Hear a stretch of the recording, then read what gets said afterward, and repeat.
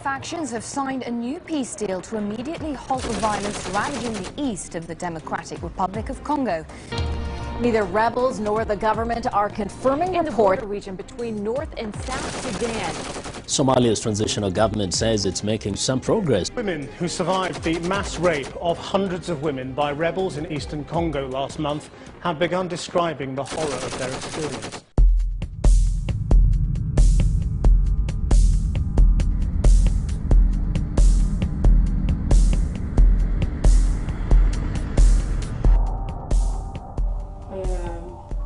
Na 2004 siko nazokende 8 ans ngola so mbula esilo tobana nazokota na 8 ans.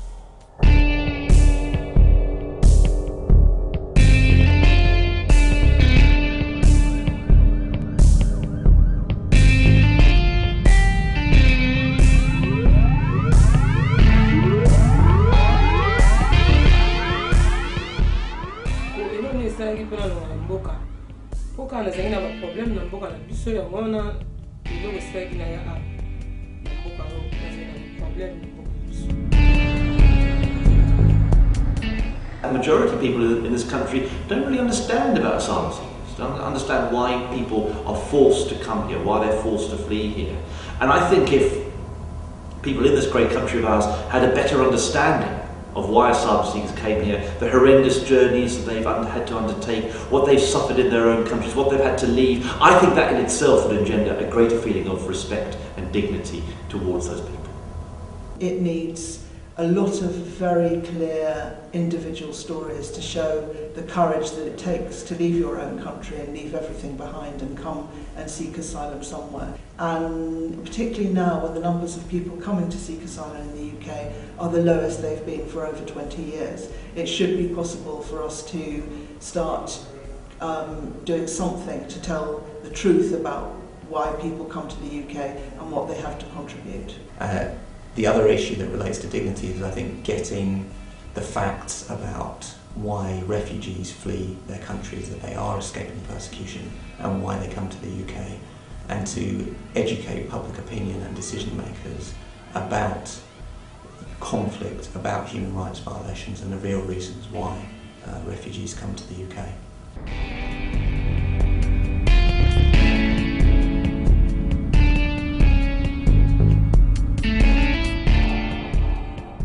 Well, specifically in relation to reporting, I think there's a number of clear logistical obstacles and issues that they encounter. I mean, at the most basic level, the level of support that they receive, the financial support they receive, even when they're on Section 95 support, is not overly generous, and there really isn't any additional money to spend on transport to get you to the reporting centre. For people on Section 4, that situation's even worse. They don't receive cash. They're usually supported by.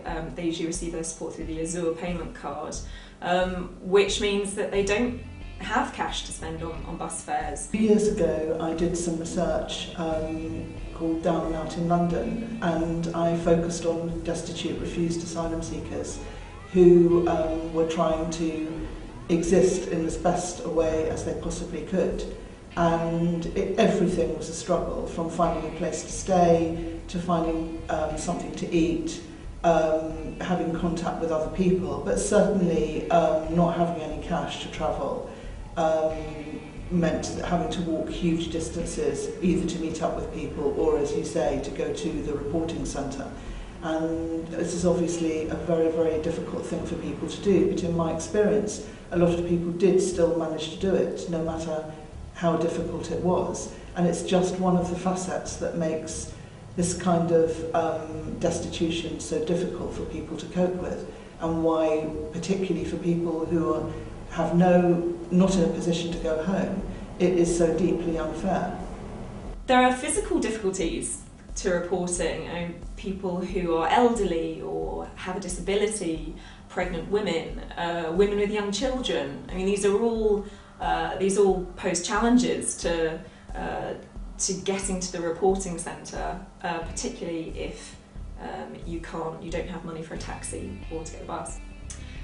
In addition to some of those problems, there is the very real fear that you will be picked up and detained when you go to report, which is terrifying for a lot of people, and as a consequence they might choose not to report. The consequence of not reporting can be very severe. It can result in your support being withdrawn.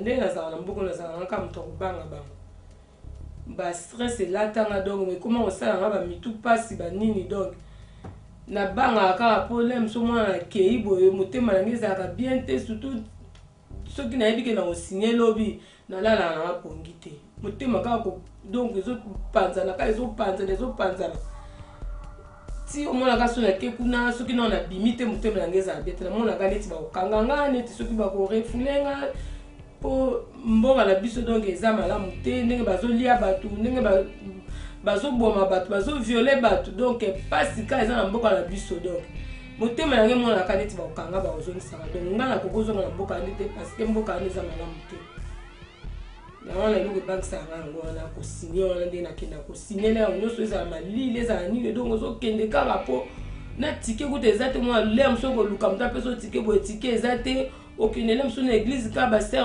bazokongola bambongo bazokokisela otike mpo okende kosinye ke mpe kosinye bomwaka kobangabanga mpo sinye obino motema ekiti. I don't feel that it's necessary. I think it frustrates many individuals who are in the asylum system, who are in the wider immigration system. I think it breaks down the trust between UK Border Agency and individual going to report. That trust is essential, or that relationship is essential, should I say.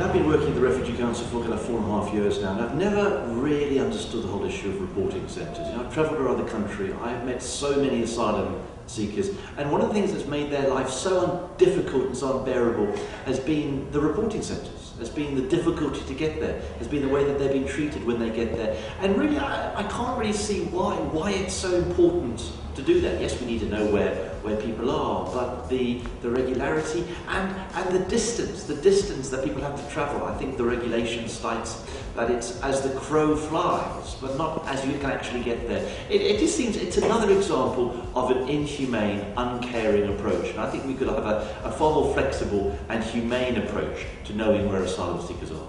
So it's a clear argument. The reporting centre is just a waste. There's no need for it. People reporting, they don't need that. So why are they going to have that? And there's no need for it. It's just wasting. There has been some very good position from the authority by closing detention for children. That was another wasting money. There was no need for it.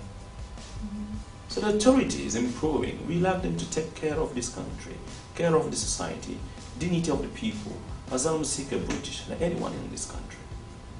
They deserve to be respected, which we understand Britain has been doing very, very well for years. So there's no argument to come in a position to disagree. There's no need for reporting centre. It's just a waste.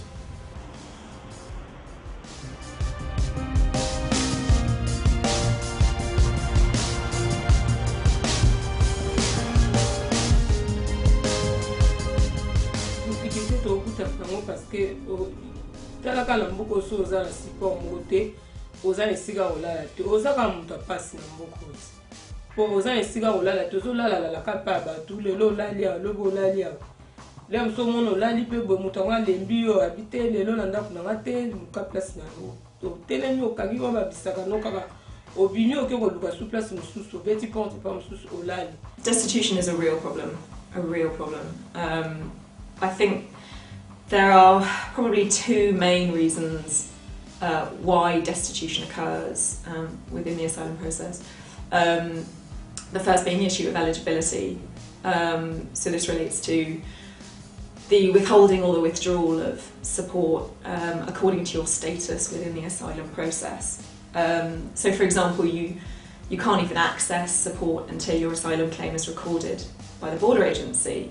And then of course your support will be terminated once your claim is refused and your appeal rights are exhausted. And then there's the eligibility around destitution. So you have to obviously prove that you're destitute in order to be able to access support. In a lot of cases, the border agency does not get the decision to refuse asylum right. Many cases are overturned on appeal, and that is one route to destitution for people. And I think the cutbacks in legal aid, which will have an effect on asylum seekers, because it will be very difficult for people to find lawyers, particularly with several of the big organisations that provide legal advice going under. I think that's why you're finding an increase in destitution, which is so very, very difficult for people, and is, in my experience and the research I've done, it leaves people feeling mentally ill, demoralised and de-skilled. I mean, I think there's some immediate things. I think we should let asylum seekers be able to work. I think they should be able to work with dignity and use the skills that they have. I think we should have a decent level of safe, secure accommodation for asylum seekers. But above all, I mean, I think I would like to see the government listen to asylum seekers, ask that very question of asylum seekers, what's important to them, and to actually have a system in this country that's built around the needs of asylum seekers so that we can have a quick, efficient system for deciding whether someone can stay in the country, and that system is actually built around the needs, the desires, the expectations of asylum seekers. That would strike me as a really good place to start.